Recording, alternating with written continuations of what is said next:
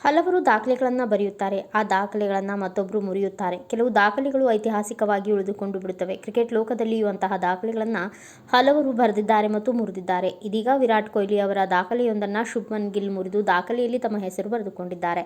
ಇಂಗ್ಲೆಂಡ್ನ Lord's ಮೈದಾನದಲ್ಲಿ ನಡೆಯುತ್ತಿರುವ England-India 3ನೇ ಟೆಸ್ಟ್ ಪಂದ್ಯದಲ್ಲಿ ಗಿಲ್ ಹೊಸ ದಾಖಲೆ ಬರೆದಿದ್ದಾರೆ.